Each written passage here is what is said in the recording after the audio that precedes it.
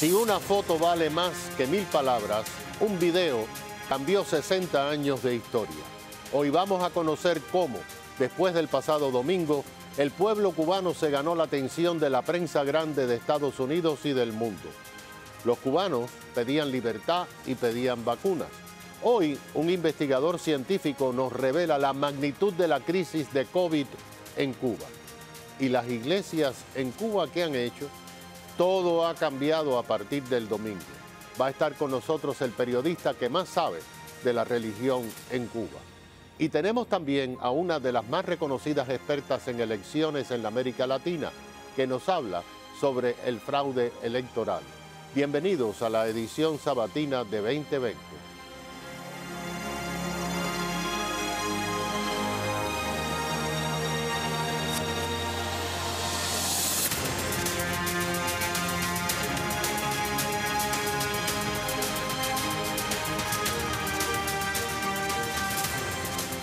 Durante 50 años, el Center for a Free Cuba, Centro para Cuba Libre, basado en Washington, se ha dedicado a divulgar la tragedia de Cuba para lograr solidaridad de los gobiernos y espacio en la gran prensa de Estados Unidos y del mundo. El trabajo ha sido muy difícil, pero el pasado domingo todo cambió.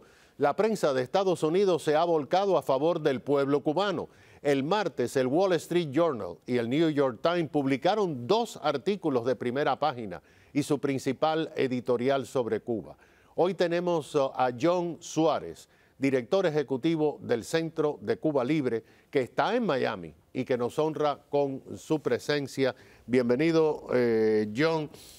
Cuando el gobernador del estado de la Florida empezó a hablar de internet gratis para el pueblo de Cuba y empezó la conversación y en el Congreso y hasta el presidente Biden ha hablado de eso, como que me eché a reír un poquito porque usted y yo fuimos parte de un comité hace como 3 años, ¿no? Sí.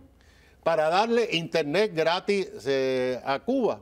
Pero eso nunca se pudo hacer porque se metieron las grandes empresas de Google y toda esa gente, ¿te acuerdas? Sí, Google y Yahoo, que lamentablemente vimos históricamente, no solamente en Cuba, también en China, como estas grandes empresas entraron en negocios con las dictaduras y en vez de ayudar al pueblo, lo que se hicieron fue cómplices de la represión. En el caso de China, crearon una muralla perfecta para controlar la red y censurarla del pueblo chino. Y en el caso de Cuba hemos visto como Google ha firmado contratos con la dictadura. ¿Para bloquear? Para censurar. Para censurar. Para censurar y para bloquear. Y efectivamente en este momento estamos viendo esos resultados. Pero esa gestión, y tú estuviste en ese comité primero que yo, porque yo llegué cuando me nombraron director de radio y televisión, Martí. Los únicos 2 cubanos éramos tú y yo. Pero es posible. Eso se puede hacer, se puede dar internet gratis al pueblo de Cuba. Eso lo sabemos, lo hice yo en Radio Martí, tú... sí, técnicamente se puede hacer, la cuestión es si hay la voluntad política de hacerlo. Exactamente. John, primero fue Frank Calzón durante muchos años, después tú pasaste de Of Human Rights, de Freedom House. De Freedom House, perdón. De Freedom House para el Center for Free Cuba. Ustedes han hecho una labor extraordinaria para tratar de buscar prensa de los Estados Unidos. ¿Qué ha pasado después del domingo?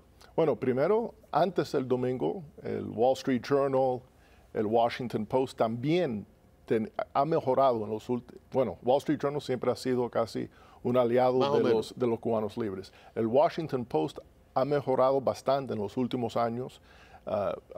De vez en cuando sale un artículo que no nos agrada, pero hay muchos que reconocen la lucha de la oposición dentro de Cuba. Y obviamente, después del domingo, con esta explosión dentro de Cuba, esta explosión de voces pidiendo la libertad, el Washington Post, el Wall Street Journal y hasta la New York Times, que todavía tengo mi crítica de lo que salió en el New York Times, sí han tenido que reconocer las ansias del pueblo cubano por su libertad. Y creo que los artículos del Washington Post, los editoriales, han sido muy importantes y también del Wall Street Journal. La gran prensa, USA Today, las cadenas nacionales, porque John, tú llevas muchos años en Washington y prácticamente tú le tratabas de meter por la cara la realidad cubana. Y me lo publicaban. Y a veces te lo publicaban, Sí. pero a veces, por lo general, uno pensaba que no teníamos aliados en la prensa grande de Estados Unidos. No, siempre había aliados. La cuestión es que con lo que ocurrió el domingo, demuestra que una mayoría del pueblo cubano quiere cambio. Y antes era muy difícil ellos entenderlo porque ellos no entienden cómo funciona una sociedad comunista, una sociedad totalitaria, donde el terror impera.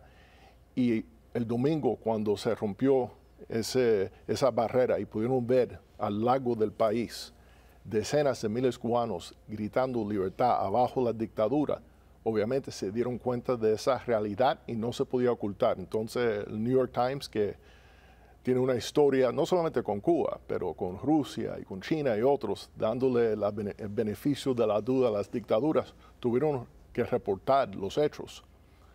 Pero en el caso del Washington Post, the Wall Street Journal, el USA Today y muchos otros sitios, hace tiempo que vienen haciendo un trabajo serio sobre la oposición en Cuba, la lucha por la democracia, el problema de los derechos humanos, y eso se expandió de una manera extraordinaria en estos últimos 4 o 5 días.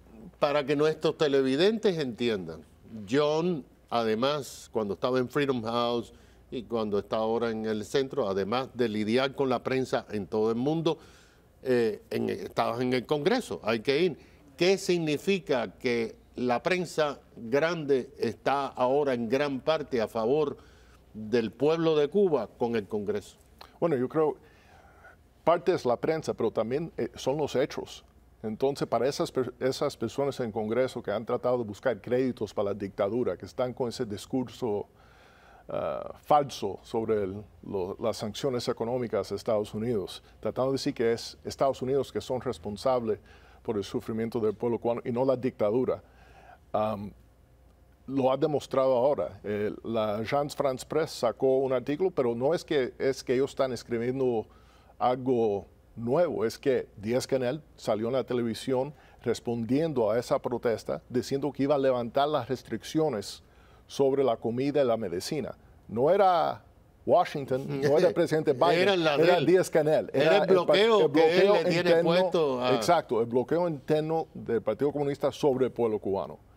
Y otro ejemplo que yo creo que tenemos que tocar y repetir una y otra vez, en un momento, porque ellos, la justificación que dan es que por el COVID tuvieron que cerrar los vuelos de República Dominicana, de México, de Estados Unidos y de otros países donde los cubanos de la isla, típicamente las mulas famosas, iban a comprar medicina, comida y otros. Y ahora dice que lo cerraron por las mulas. Sí, por el COVID. Sí, pero era lo por cerraron por las mulas. Porque no querían la competencia. Pero para no querer esa competencia, dejaron un pueblo sufriendo más, pasando más hambre y más expuesto a las enfermedades por la falta de medicinas. Por el otro lado, aunque dicen por el COVID cerrar todos estos destinos, mantuvieron abierto la India, donde el COVID estaba acabando. Peor que nunca. Rusia, peor que nunca. Y esos turistas llegando a Cuba, enfermando y matando a cubanos.